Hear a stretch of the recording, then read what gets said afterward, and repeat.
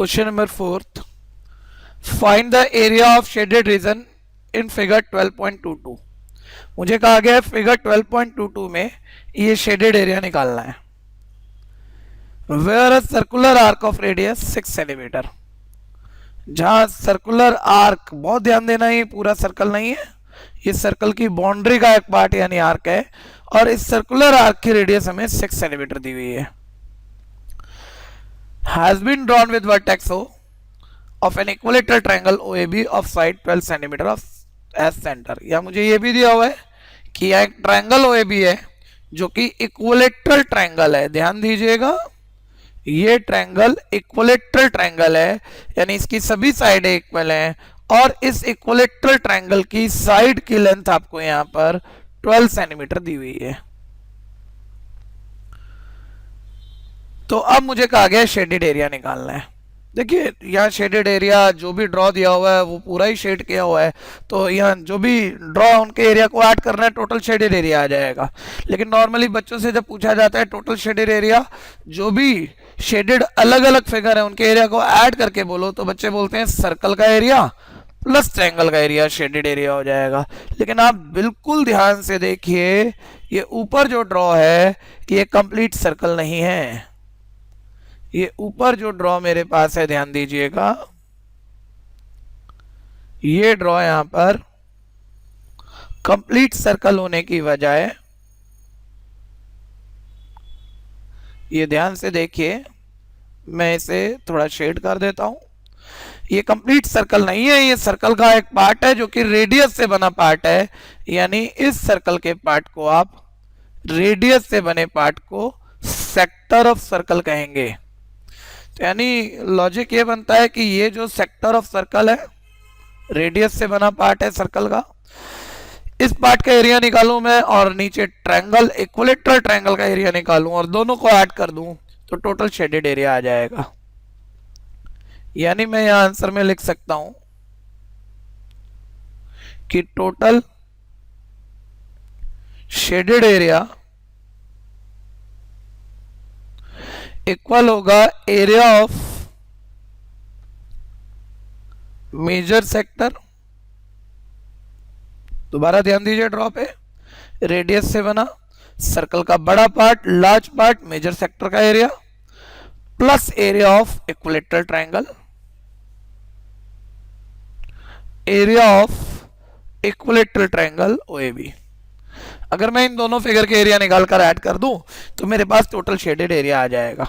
लेकिन अब आप ये सोचिए कि क्या आप इन दोनों फिगर के एरिया कैलकुलेट कर पाएंगे? भाई ये जो मेजर सेक्टर है, सेक्टर के एरिया का फॉर्मूला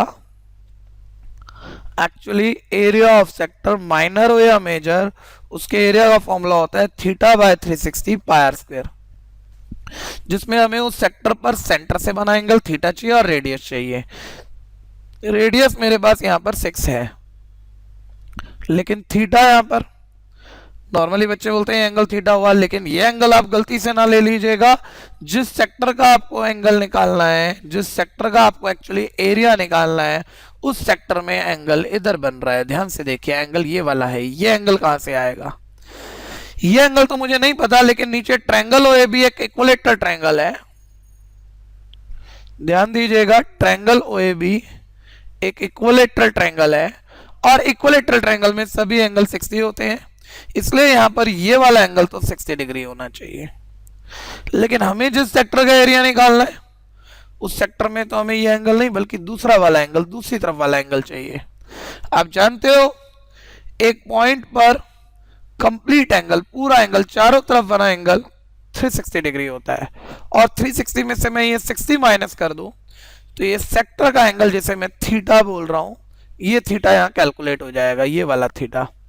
तो यहां थीटा का मतलब 360 माइनस 60 यानी 300 डिग्री हो जाएगा। दोबारा ध्यान दीजिए, इक्विलेटरल ट्रायंगल में सभी एंगल 60 होते हैं, इसलिए यहां पर एंगल AOB, इसलिए यहां पर एंगल AOB 60 डिग्री बनेगा। लेकिन मेरे को सेक्टर में उल्टा एंगल चाहिए, और ये कैसे आएगा? कंप्लीट एंगल 360 है, 360 में मैंने नीचे वाला 60 माइनस कर दिया, तो ये ऊपर वाला एंगल, जिसे मैं सेक्टर में थीटा बोल रहा हूं, ये 360 माइनस 60 300 डिग्री आ गया। अब मैं इस सेक्टर का एरिया निकाल सकता हूं। थीटा इस सेक्टर में 300 है, रेडियस मेरे पास 6 है जो मैं पुट कर लूंगा। और इक्विलेटरल ट्रायंगल का एरिया निकालना हो तो ध्यान दीजिएगा, इक्विलेटरल ट्रायंगल का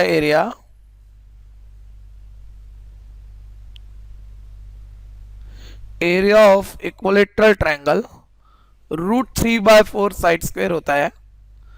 साइड मुझे यहाँ इक्विलेटरल ट्रायंगल की 12 दी हुई है, तो मैं इक्विलेटरल ट्रायंगल का एरिया कैलकुलेट कर ही पाऊंगा, साइड मेरे पास है। अब मैं फॉर्मूलों में सभी चीजें पुट कर देता हूं। तो ध्यान दीजिएगा, मेजर सेक्टर के एरिया का formula θ/360 πr² plus equilateral triangle का एरिया √3/4 साइड स्क्वायर है। इस मेजर सेक्टर में ये एंगल थीटा मैंने यहाँ कैलकुलेट किया था 300 डिग्री है, तो थीटा की जगह मैं यहाँ पर 300 डिग्री पुट कर देता हूँ, डिवाइडेड बाय 360। पाई की वैल्यू 22/7 जैसा कि एक्सरसाइज में मेंशन है। रेडियस यहाँ पर मेरे को ये 6 दी हुई है, रेडियस यहाँ 6 है, तो रेडियस की जगह हम 6 पुट कर देते हैं, प्लस √3 की वैल्यू क्वेश्चन में मेंशन नहीं है तो पुट नहीं करेंगे, बाय 4। साइड यहाँ पर इक्विलेटरल ट्रायंगल का साइड 12 था, उसकी जगह में यहाँ 12 पुट कर देता हूँ। कैलकुलेशन आप करेंगे, 0 से 0 कैंसिल है, 6 5 36, 6 6 36 कैंसिल है, 6 से यहाँ 6 कैंसिल है। बाकी मल्टीप्लाई आप करेंगे, 22 5 110, 110 6 660 डिवाइडेड बाय 7 माइनस 12 को 4 से डिवाइड करेंगे 3, तो ये मेरे पास 36√3 आ जाएगा। यानी कि इस पूरी फिगर का shaded area 660/7 minus 36√3 centimetre square है।